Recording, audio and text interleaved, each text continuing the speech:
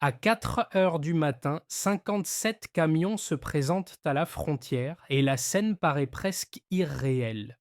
En quelques minutes, sous des sacs d'aide humanitaire, des armes évaluées à plus de 700 millions de dollars sont découvertes, transformant un contrôle ordinaire en alerte nationale. La question devient immédiate. Que dit cette saisie sur la capacité réelle du Burkina Faso à tenir face aux menaces, comme l'affirme Ibrahim Traoré? Cette histoire ne se limite pas à une saisie spectaculaire à l'aube. Elle engage directement la trajectoire sécuritaire et politique du Burkina Faso. Ce que ce récit promet au lecteur est simple et concret. Comprendre en quelques étapes claires ce qui était réellement en jeu cette nuit-là et pourquoi l'incident dépasse largement un fait divers frontalier. L'enjeu est double. D'un côté, il s'agit de mesurer la vulnérabilité d'un État confronté à des menaces qui circulent sous couvert d'aide humanitaire, brouillant les repères moraux et juridiques. De l'autre, il faut évaluer ce que cette interception change dans la capacité du pays à agir sans dépendre systématiquement d'un soutien extérieur. Derrière les camions immobilisés se cachent des décisions politiques, des failles de sécurité et des équilibres régionaux fragiles. Chaque élément découvert soulève une conséquence potentielle pour les institutions, pour l'économie, pour la société et pour la stabilité du Sahel. Comprendre ces mécanismes permet de distinguer un simple succès opérationnel d'un tournant stratégique durable. La question centrale devient alors: cet épisode marque-t-il une rupture réelle ou seulement un sursis? Dès les premières heures, un chiffre a tout changé. 57 camions interceptés simultanément sur un même axe frontalier.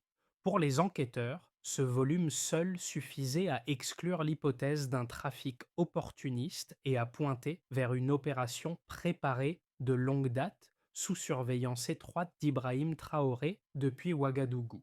La mini-révélation tient dans ce décalage initial. Ce qui semblait être un contrôle routinier s'est transformé en moins de 22 minutes en alerte stratégique nationale. Les premiers sacs ouverts n'ont pas seulement révélé des armes, mais une organisation logistique d'un niveau rarement observé au Burkina Faso. Les camions ne venaient pas d'un seul point, mais de plusieurs régions différentes, synchronisées pour converger au même moment, suivant un itinéraire conçu pour éviter les radars habituels. Ce détail, souvent négligé, constitue le premier signal fort d'une coordination centrale. Le contexte sécuritaire rend cette découverte encore plus lourde de sens. Depuis plusieurs années, le pays fait face à des flux d'armes irréguliers, généralement limités à des dizaines d'unités, parfois dissimulées dans des convois commerciaux classiques. Ici, l'échelle change brutalement. Les enquêteurs comprennent qu'ils ne sont plus face à une économie clandestine fragmentée, mais à une chaîne d'approvisionnement structurée capable de mobiliser des chauffeurs, des financements et des routes alternatives sur plusieurs frontières. Cette rupture d'échelle explique la réaction immédiate du sommet de l'État. Informé en continu, Ibrahim Traoré ordonne le gel total de la zone, la vérification systématique de chaque numéro de série et l'interrogatoire de tous les conducteurs. La priorité n'est plus seulement la saisie, mais la compréhension du comment et du pourquoi. Qui a coordonné ces départs multiples? Qui a financé le transport?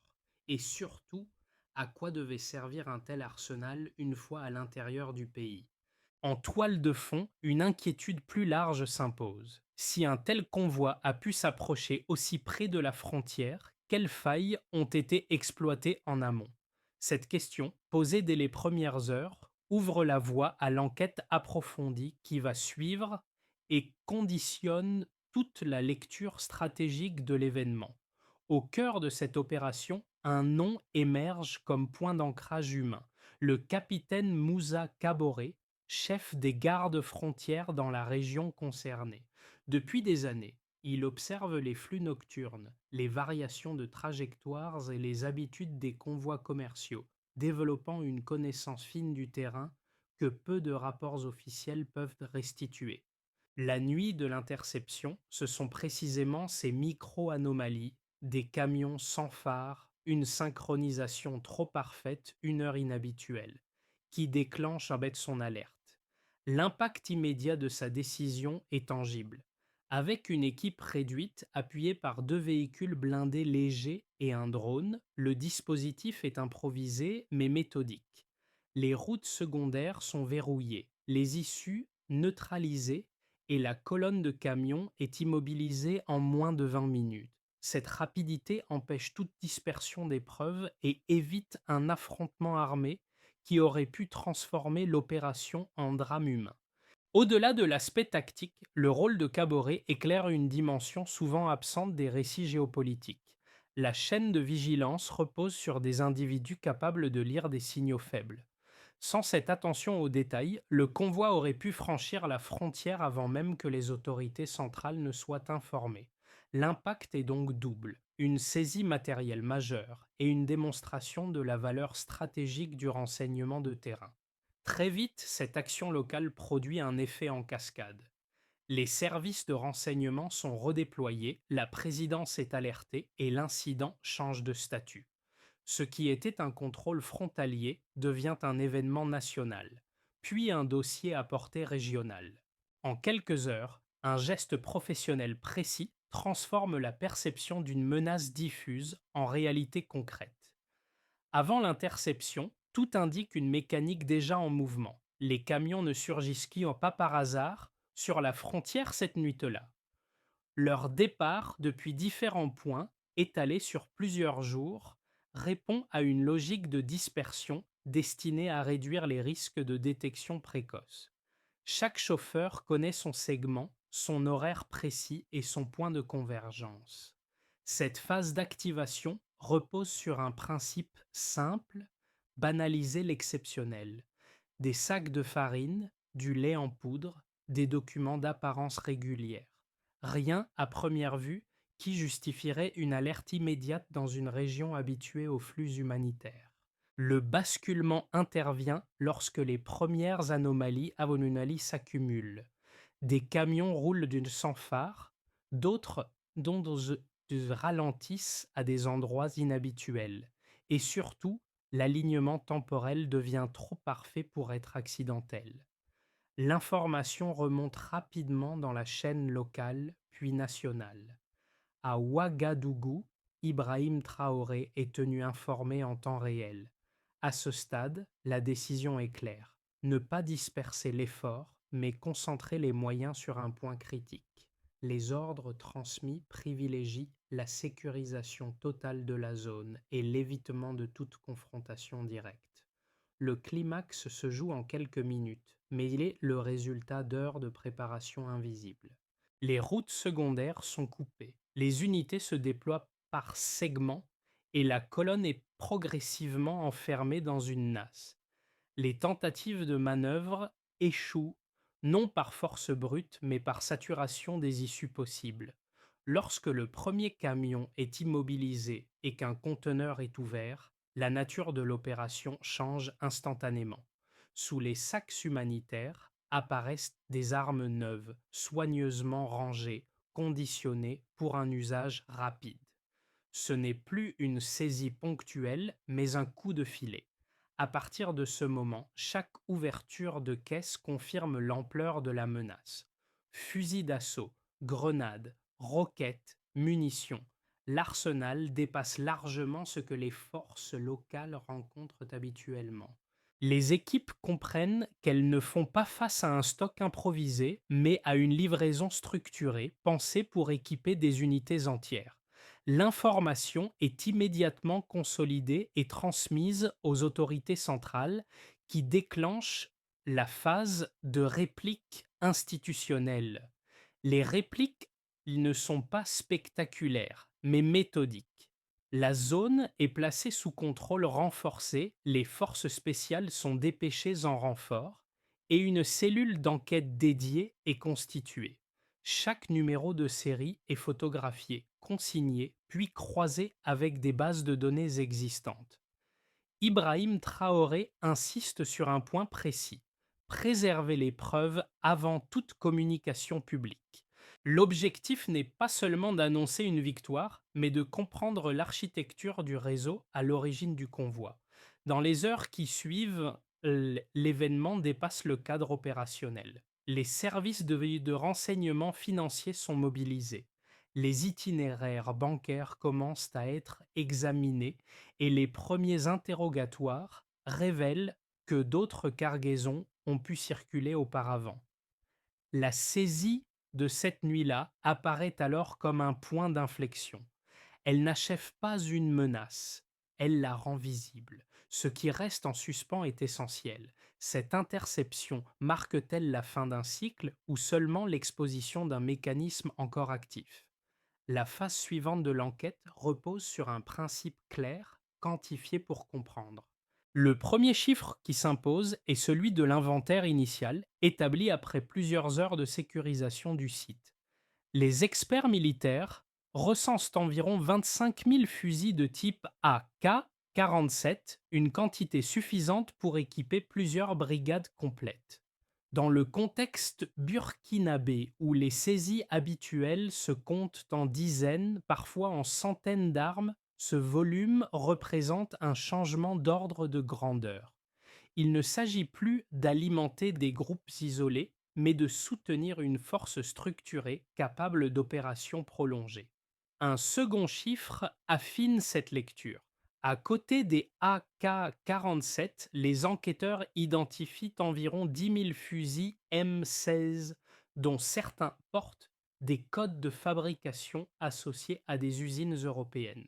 Cette diversité de modèles et de provenance indique une capacité d'approvisionnement multiple, incompatible avec un réseau local improvisé. Elle suggère l'existence de relais capables de mobiliser différents marchés, de gérer des normes techniques variées et de coordonner des flux logistiques complexes sur de longues distances. Le troisième élément, chiffré, change radicalement la perception de la menace.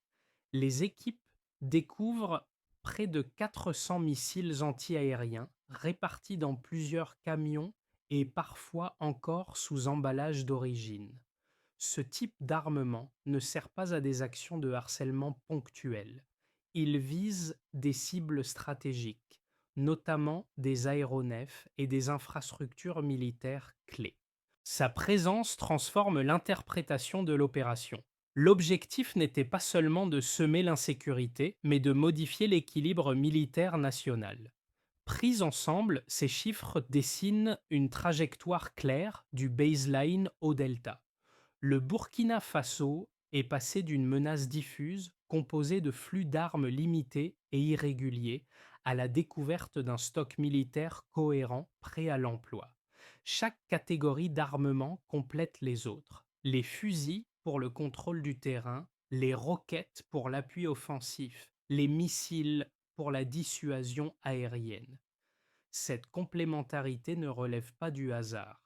L'analyse des numéros de série renforce cette lecture quantitative. Plusieurs armes sont reliées à des stocks libyens postérieurs à 2011, d'autres à des circuits du Moyen-Orient, confirmant une accumulation progressive plutôt qu'un achat unique. En parallèle, les premières données financières montrent des transferts fragmentés transitant par plusieurs juridictions, ce qui correspond à une stratégie classique de dilution des traces. Pour Ibrahim Traoré, ces chiffres ne sont pas de simples statistiques, ils servent de base décisionnelle. Ils permettent d'évaluer ce qui a été empêché, mais aussi ce qui aurait pu se produire. Une fois traduits en capacités opérationnelles, ils révèlent une réalité simple. Sans interception, le pays aurait fait face à une rupture sécuritaire majeure en très peu de temps. La question n'est donc plus de savoir si la menace était réelle, mais à quel point elle était proche de se matérialiser. À mesure que les informations filtrent, deux interprétations concurrentes s'installent dans l'espace public. La première, relayée par certains observateurs extérieurs, avance que l'incident aurait été amplifiée pour renforcer l'autorité du pouvoir en place. Selon cette lecture, la saisie serait réelle mais instrumentalisée, présentée comme une menace existentielle afin de consolider le contrôle politique et de marginaliser toute contestation interne.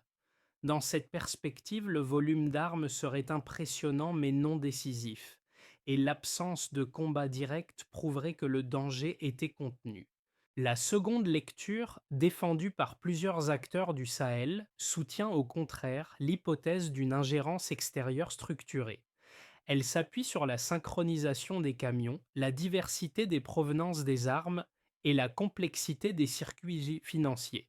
Pour ses partisans, aucun réseau local, même puissant, ne dispose des moyens nécessaires pour coordonner une telle opération sans appui transnational. L'enjeu dépasserait alors le Burkina Faso et s'inscrirait dans une recomposition des rapports de force régionaux. Pour départager ces deux thèses, l'analyse factuelle s'impose. Les chiffres d'inventaire contredisent l'idée d'une menace limitée. Les documents saisis et les numéros de série relient les armes à des dépôts identifiés dans plusieurs zones de conflit, connus pour alimenter des opérations transfrontalières. Les aveux de certains chauffeurs évoquent des instructions fragmentées, typiques d'un cloisonnement organisationnel destiné à protéger une chaîne de commandement invisible. De plus, la logistique observée ne correspond pas à une mise en scène improvisée. La dispersion des départs, la convergence finale et le camouflage humanitaire répondent à des schémas déjà documentés dans des opérations de déstabilisation à grande échelle. Pris isolément, chaque indice pourrait prêter à discussion. Pris ensemble, ils forment un ensemble cohérent difficile à réduire à une simple instrumentalisation politique.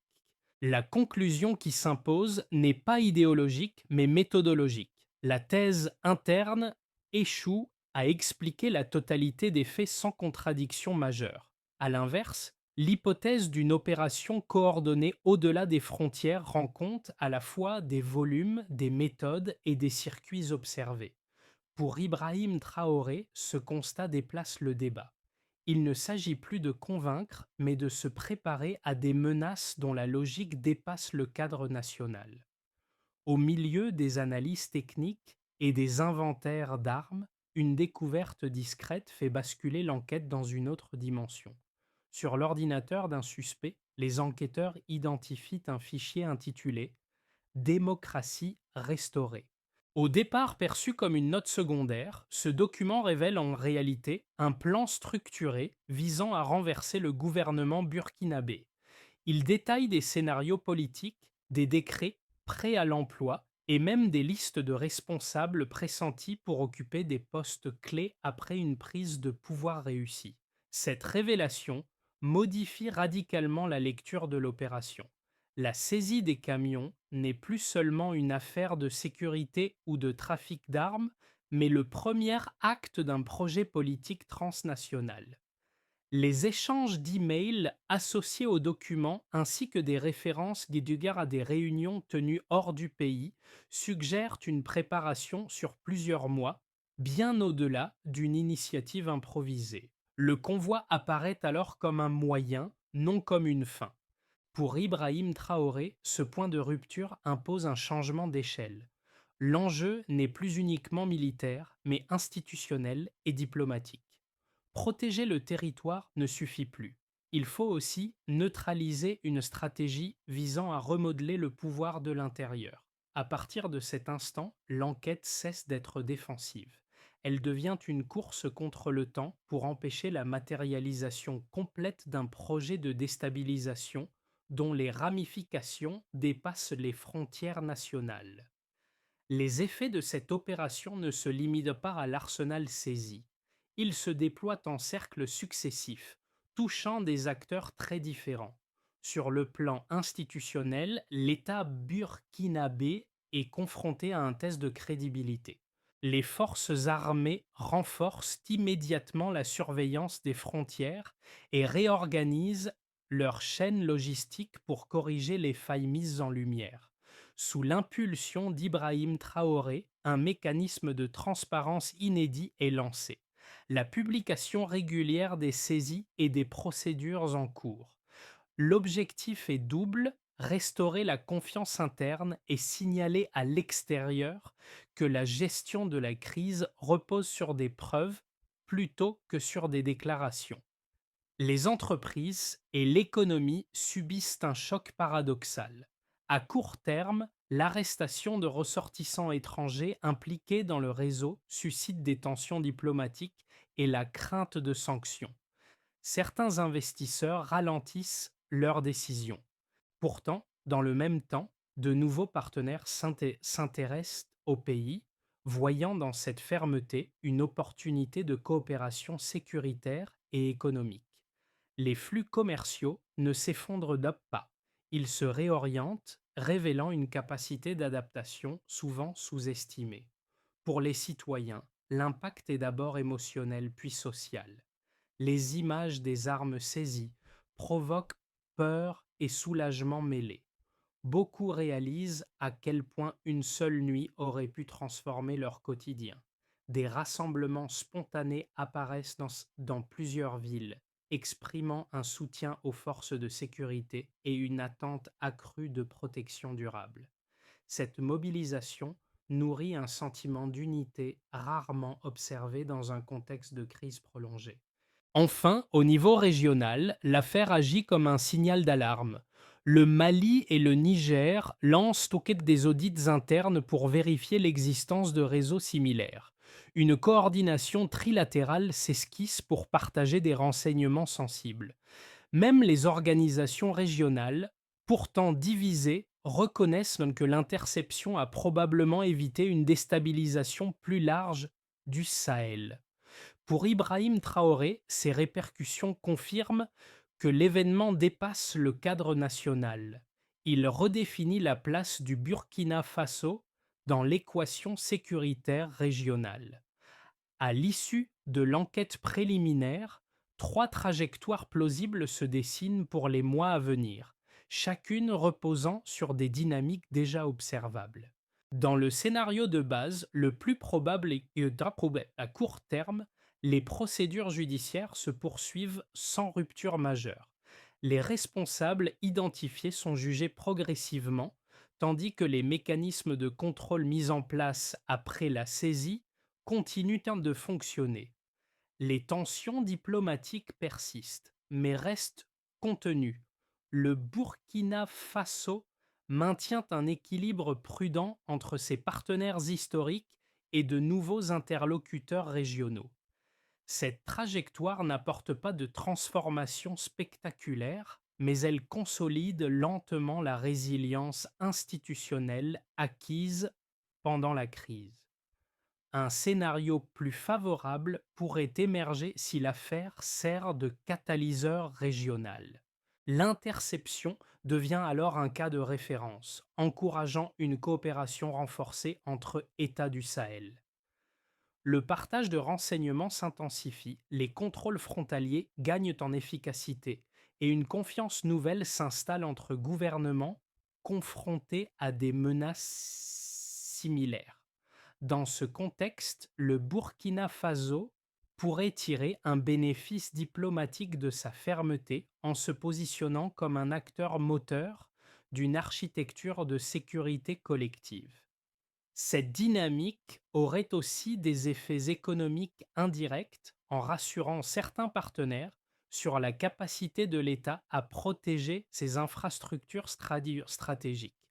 Le scénario le plus tendu repose sur l'hypothèse d'une réaction discrète des acteurs mis en difficulté par l'échec du complot. Pression financière, campagne de désinformation ou restrictions ciblées pourraient fragiliser l'économie nationale et raviver des tensions sociales latentes. Ce contexte testerait la cohésion interne née de l'affaire. Toutefois, même dans cette configuration, l'expérience accumulée et la vigilance accrue offriraient un amortisseur partiel face au choc. Face à ces trois trajectoires, une recommandation s'impose: raisonner en anticipation plutôt qu'en réaction. La crise a montré que la rapidité de lecture des signaux faibles compte autant que la capacité militaire. Pour Ibrahim Traoré, l'enjeu est désormais de transformer cette leçon en méthode durable, capable de réduire les marges de manœuvre de toute tentative future de déstabilisation. Au-delà des institutions et des scénarios stratégiques, cette affaire se traduit par des effets très concrets pour plusieurs cercles de population. Pour les citoyens vivant la sécurité au quotidien, soldats, chauffeurs de nuit, enseignants ou mères de famille, la saisie des camions n'est pas une abstraction géopolitique. Elle représente ce qui aurait pu bouleverser leur vie en une seule nuit. Les images de l'arsenal découvert rendent visible un danger jusque-là diffus. Elles transforment une menace lointaine en réalité tangible, renforçant l'attente envers l'État en matière de protection durable. Les Burkinabés de la diaspora vivent l'événement sous un autre angle. Souvent exposés à des récits internationaux parfois contradictoires, ils voient dans cette opération une affirmation de souveraineté. Les discussions dans les associations, sur les réseaux sociaux ou dans les cercles étudiants révèlent un même besoin, comprendre les faits pour pouvoir les expliquer à l'extérieur. Pour beaucoup, la gestion de la crise devient un repère identitaire, un élément de fierté, mais aussi de vigilance critique face aux narratifs simplificateurs. Un troisième cercle rassemble les acteurs de la compréhension, journalistes, chercheurs, jeunes diplômés. Pour eux, l'affaire constitue un cas d'école sur les mécanismes de désinformation, les réseaux transnationaux et l'importance de la vérification. Elle nourrit une réflexion plus large sur la responsabilité de l'information dans des contextes de tension sécuritaire. À travers ces groupes, une idée commune se dessine. La sécurité ne repose pas uniquement sur des opérations militaires, mais sur une attention collective aux signaux faibles. C'est cette prise de conscience, diffuse mais profonde, qui ancre l'événement dans la mémoire sociale bien au-delà de la saisie elle-même. À la suite de l'interception, le gouvernement engage une réponse structurée en plusieurs étapes, pensée pour transformer un choc sécuritaire en levier durable. La première étape concerne le renseignement. Chaque poste frontalier prioritaire est doté de procédures de détection renforcées, combinant observation humaine et outils techniques. L'objectif n'est pas d'empiler des contrôles, mais d'améliorer la capacité à repérer des anomalies répétitives. Le critère d'évaluation est clair: réduire drastiquement les passages non détectés sur une période de 12 mois. La deuxième étape porte sur la modernisation opérationnelle. Les armes saisies, une fois neutralisées, sont recyclées pour financer l'équipement des unités frontalières et soutenir des projets civils ciblés. Cette logique vise à convertir une menace en ressources mesurables. Le suivi se fait par indicateurs simples: volume de matériel opérationnel disponible et nombre d'agents formés localement. Vient ensuite la dimension judiciaire. Un pôle spécialisé dans les crimes transnationaux est créé afin de centraliser les enquêtes complexes. Rattachée directement à l'exécutif, cette structure doit raccourcir les délais d'instruction et améliorer la qualité des dossiers.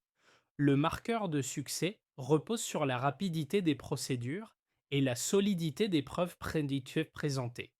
La quatrième étape concerne la coopération régionale. Des mécanismes de partage d'informations sont renforcés avec les pays voisins confrontés à des risques similaires. Le volume et la régularité des échanges deviennent des indicateurs clés de confiance opérationnelle. Enfin, une cinquième étape s'ancre dans le temps long: l'intégration de cette expérience dans les programmes éducatifs et de formation civique. Pour Ibrahim Traoré, l'enjeu dépasse la sécurité immédiate. Il s'agit d'ancrer une culture de vigilance collective, capable de réduire la probabilité même des crises futures. La question reste ouverte: cette méthode parviendra-t-elle à s'imposer comme un standard durable au-delà de l'urgence? Lorsque les armes saisies sont fondues, une image s'impose comme un fil conducteur de toute l'affaire. Le capitaine Moussa Kaboré tient dans ses mains un fragment de métal incandescent, autrefois destiné à semer la violence, désormais transformé en objet utile pour une école locale. Ce geste, simple en apparence, condense l'essentiel de ce qui s'est joué, la capacité d'un pays à transformer une menace invisible en mémoire collective tangible. Autour de cette scène, des citoyens observent le métal se solidifier. Pour beaucoup, ce moment marque un passage. La peur, longtemps diffuse, cède la place à une forme de lucidité partagée. L'événement n'est plus seulement raconté par des chiffres ou des communiqués officiels, mais par une image qui circule, se commente et s'ancre dans les esprits. Elle rappelle que la sécurité ne se construit pas uniquement par la force, mais aussi par le sens donné aux épreuves traversées. Ce symbole agit comme un rappel silencieux. Ce qui a été évité cette nuit-là n'est pas abstrait. Il aurait affecté des écoles, des familles, des trajectoires de vie entières. En transformant l'arsenal en ressources sociales, l'État envoie un message clair. La souveraineté se consolide autant par des actes concrets que par la narration collective qui les accompagne. Pour Ibrahim Traoré, cette image sert de point d'ancrage final. Elle relie l'opération sécuritaire à un horizon plus large où la vigilance quotidienne devient une responsabilité partagée inscrite dans la durée. L'histoire de cette nuit ne se referme pas avec la dernière caisse inventoriée ni avec la fin officielle de l'enquête. Elle continue de vivre dans la manière dont une société choisit d'en tirer des enseignements durables. Ce qui s'est joué dépasse une victoire sécuritaire ponctuelle.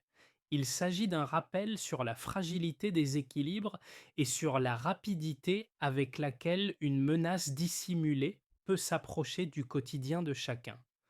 Pour les citoyens, l'enjeu n'est pas de maîtriser des données militaires ou des dossiers judiciaires complexes. Il est plus simple, mais tout aussi essentiel, rester attentif aux signaux faibles, aux incohérences, aux récits trop lisses. La vigilance collective ne remplace pas l'action de l'État, mais elle la complète. Elle crée un environnement où les tentatives de manipulation rencontrent plus de résistance. Au niveau symbolique, cette affaire pose une question plus large sur la souveraineté contemporaine. Elle ne se limite plus à la défense des frontières physiques.